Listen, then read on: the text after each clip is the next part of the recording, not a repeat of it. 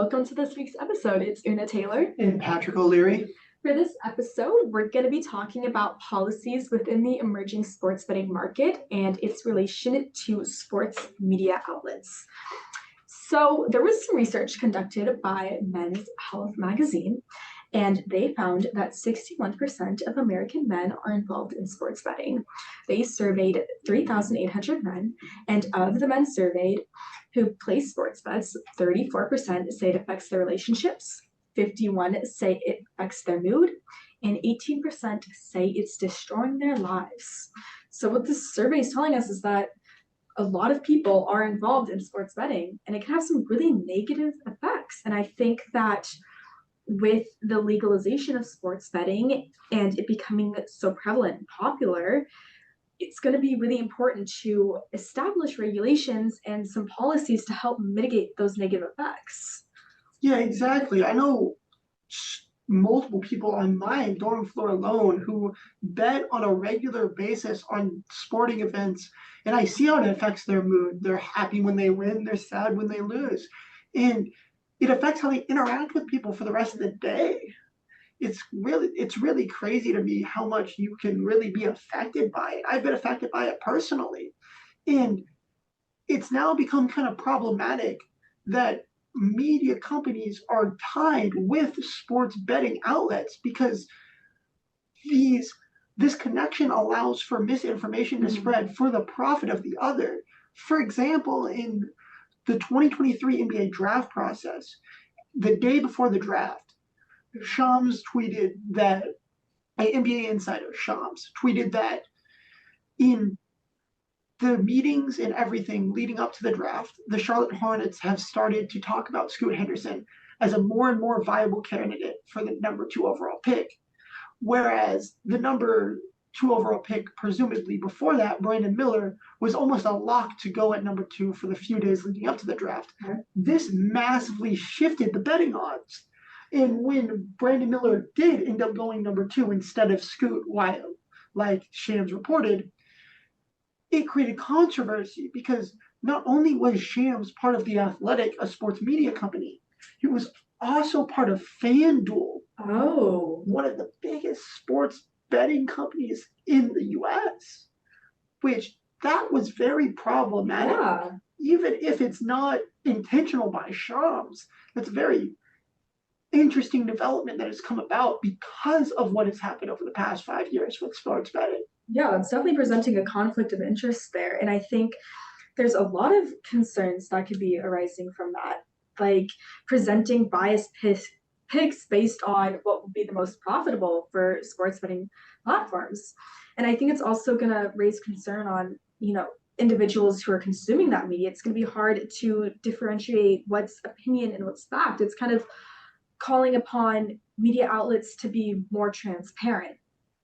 Exactly, and that's not necessarily what's happening right now. For a lot of sports media outlets, they have kept their messaging the same.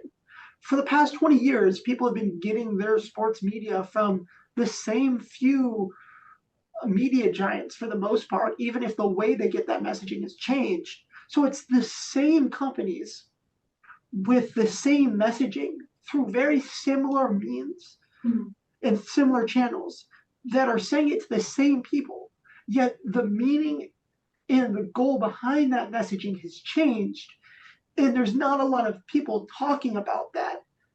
And that can majorly affect what happens when people bet and how that affects who bets and what they bet on. Yeah.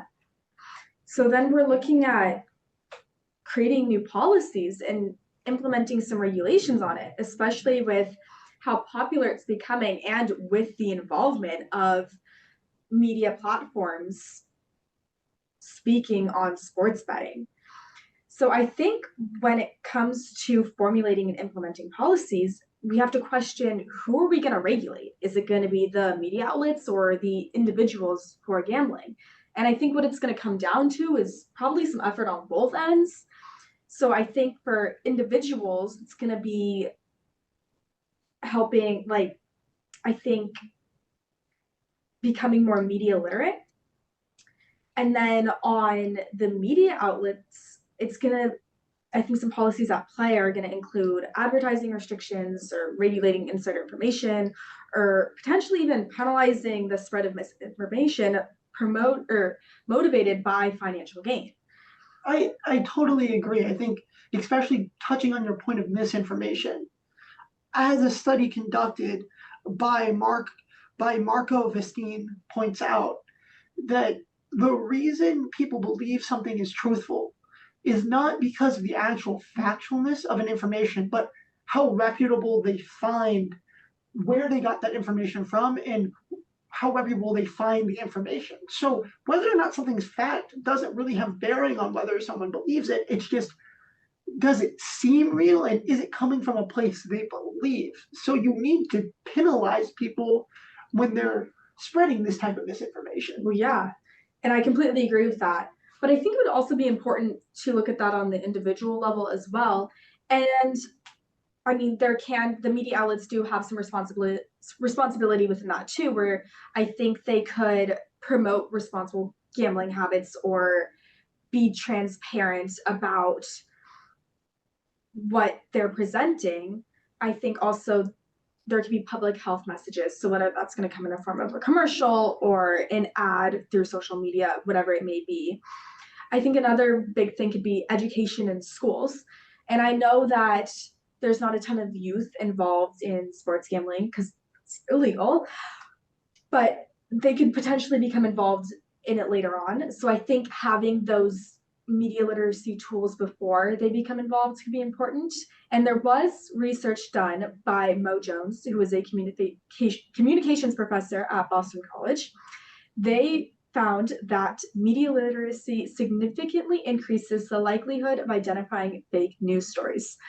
So it is effective, and it could be really important to managing the negative effects of sports media outlets presenting information on sports betting. Exactly. And just as for our generation, smoking was illegal until we were 18, yet. But we had the media literacy. Exactly. You had the public health messaging, you had the PSAs. I still remember like the one where this guy would take his mouth out and it would just be decaying, rotting stuff. I feel like those ads are drilled into my brain. Exactly. And if it's just things like that, it doesn't have to be anything major, but if you get it when it's young before they start, then they have a good foundation to be responsible gamblers.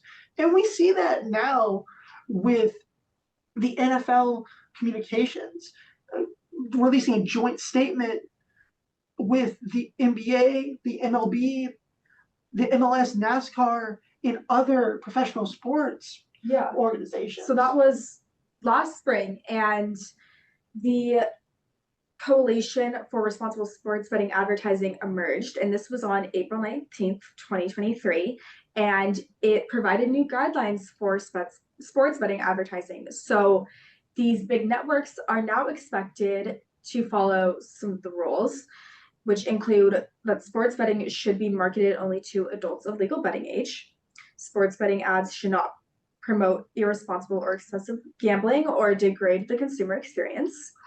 The ads should not be misleading and should be in good taste. Publishers should have appropriate internal reviews of sports betting ads, and publishers should review consumer complaints pertaining to sports betting ads.